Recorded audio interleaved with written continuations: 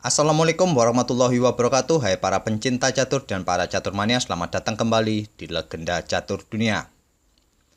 Video kali ini kawan-kawan, saya akan coba ulas permainan dari dua legenda Uni Soviet yang juga mantan juara dunia, yaitu Mikhail Tal melawan Anatoly Karpov.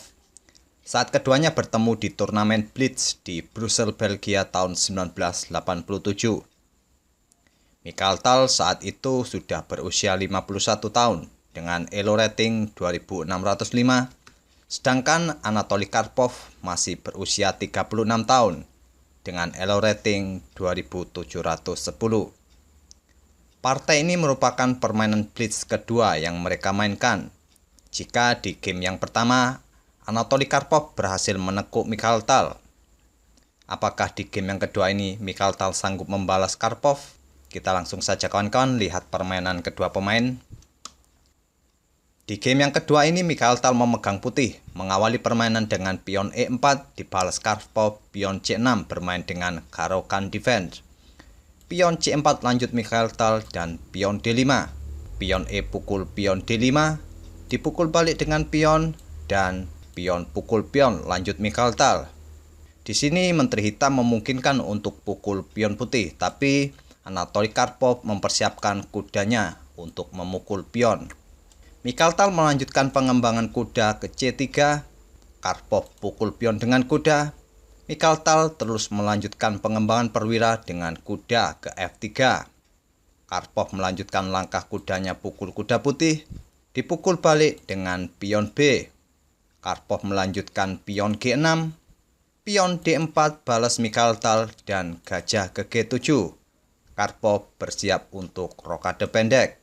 Mikhail Tal melanjutkan gajah ke D3 dan kedua pemain pun rokade pendek.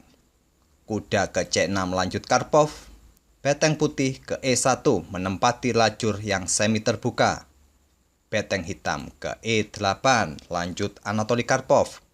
Dengan ide kedepannya, pion akan didorong ke depan untuk merusak struktur pion putih di petak pusat. Tapi dihadang oleh Mikhail Tal dengan gajah ke G5 untuk mengepin pion. Dan Anatoly Karpov memainkan gajah ke E6. Mungkin gajah ke G4 merupakan langkah yang cukup populer di posisi seperti ini untuk mengepin kuda putih. Kan tetapi Anatoly Karpov memilih gajah ke E6. Di langkah ke-12 ini kawan-kawan, kedua pemain sudah mengembangkan para perwiranya. Kini giliran Mikhail Tal untuk melangkah. Jika kawan-kawan mengenal karakter dari Mikhail Tal, pastinya akan tahu langkah apa yang akan dibuat oleh Mikhail Tal di langkah selanjutnya. Di langkah ke-12 ini kawan-kawan, Mikhail Tal membuat pengorbanan pertukaran perwira dengan beteng pukul gajah. Pion pukul beteng, sekarang posisi pion di lajur E sudah bertumpuk dan menjadi incaran selanjutnya oleh Mikhail Tal dengan gajah ke C4. Menteri Hitam ke D6 membackup pionnya di E6. Dan kembali Mikhail Tal memberi tekanan pada pion E6 dengan menteri ke E2. Kembali di backup dengan kuda ke D8. Beteng putih ke E1. Mikhail Tal menambah tekanan pada pion E6. Kira-kira bagaimanakah cara hitam mempertahankan pionnya di E6 ini? Anatoly Karpov menunjukkan langkah terbaiknya, menggeser beteng ke C8. Di sini putih sudah tidak akan berani lagi untuk pukul pion di E6 ini. Apabila langkah ini yang dipilih oleh putih, hitam akan meneruskan kuda pukul gajah. Dan jika putih meneruskan dengan menteri pukul kuda, menteri pukul menteri, beteng pukul menteri, dan beteng hitam akan pukul pion di C3. Di variasi seperti ini, kemungkinan putih akan kalah. Oleh karena itu, di posisi seperti ini kawan-kawan, Mikhail Tal memilih kuda ke D2 untuk melindungi gajahnya di C4. Karpov menggeser rajanya ke H8 menghindari pimpinan dari gajah putih dan Mikhail Tal melanjutkan kuda ke E4 mengancam menteri. Menteri pun mundur ke C7, berbalik mengancam gajah putih, gajah mundur ke B3. Akhirnya Anatoly Karpov mempunyai kesempatan memainkan pion yang bertumpuk di lajur E untuk menantang pion pusat putih.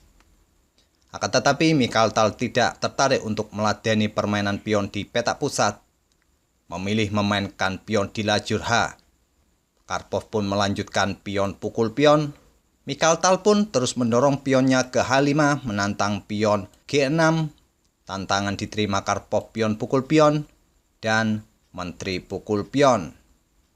Langkah menteri pukul pion ini terlihat adalah langkah terbaik di posisi seperti ini. Akan tetapi kawan-kawan, di posisi seperti ini, menteri pukul pion bukanlah langkah terbaik. Di sini Mikhail Tal melewatkan langkah kuda ke F6. Ini adalah langkah terbaik kawan-kawan di posisi seperti ini. Sekali lagi, ini adalah permainan blitz. Tentu saja dalam permainan blitz, pemain akan sangat dibatasi waktu untuk menghitung atau mengkalkulasi langkah-langkah yang akan dipilih. Kenapa ini adalah langkah terbaik kawan-kawan? Di sini posisi kuda mengancam beteng.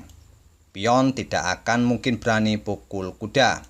Jika hitam ingin menyelamatkan betengnya menggeser ke F8, simpel saja putih bisa melanjutkan kuda pukul pion.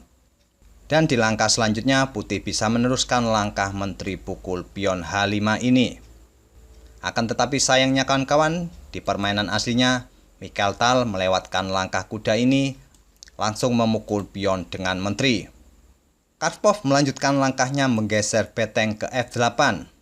Mikhail Tal melanjutkan langkahnya dengan gajah ke C2, mempersiapkan ancaman skakmat dengan pukul pion H7 setelah kudanya dipindah.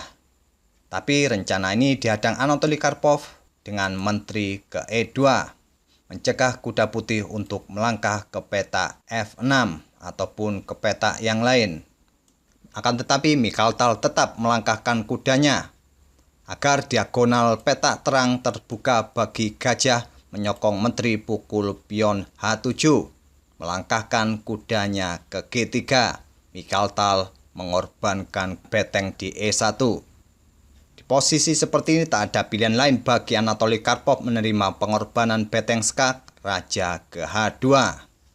Dan ancaman skakmat sudah terlihat di depan mata oleh Mikhail Tal.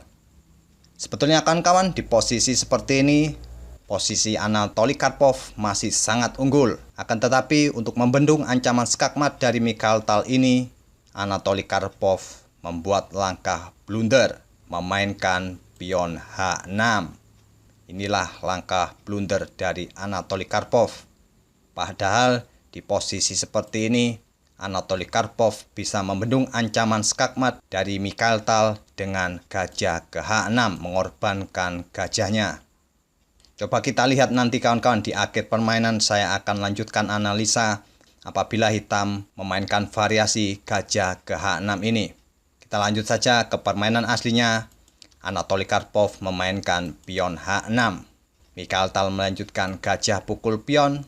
Karpov menggeser rajanya ke G8. Gajah pukul gajah. Lanjut Mikhail Tal. Raja tidak akan berani untuk pukul gajah. Apabila raja pukul gajah, menteri akan ke G6 skak. Setelah raja ke H8, menteri ke H7 skak mat. Di sini Anatoly Karpov memainkan beteng pukul pion F2. Mikhail Tal melanjutkan menteri ke H7 skak. Raja ke F7, menteri ke G6 skak. Raja kembali ke G8. Gajah ke H6 skak. Di posisi seperti ini, Anatoly Karpov menyerah. Karena ancaman skakmat pun sudah tak akan bisa dibendung lagi. Dan coba kita mundur di langkah ke-25 kawan-kawan. Seperti yang saya sebutkan tadi, di posisi seperti ini, Anatoly Karpov sebetulnya sangat unggul. Akan tetapi untuk membendung ancaman skakmat dari Mikhail Tal, Anatoly Karpov memainkan pion H6. Sekali lagi, ini adalah permainan blitz. Mungkin Anatoly Karpov sudah terjepit waktu sehingga dia melewatkan langkah gajah ke H6 untuk mencegah ancaman skakmat. Karena dengan mengorbankan gajah ke H6 ini, nantinya beteng akan bisa bergerak ke petak F7 untuk membackup pionnya. Dengan variasi seperti ini, putih pastinya akan menjawab gajah pukul gajah, bukan menteri pukul gajah. Dan hitam pun bisa melanjutkan beteng ke F7 untuk melindungi pionnya. Akan tetapi sayangnya kawan-kawan, di permainan aslinya Anatoly Karpov melewatkan langkah itu, memainkan pion ke H6. Itulah kawan-kawan sedikit ulasan dari permainan Mikhail Tal saat berhadapan dengan Anatoly Karpov di game yang kedua di turnamen Brussels Blitz tahun 1987. Sehingga agregat kedua pemain di turnamen ini adalah 1-1.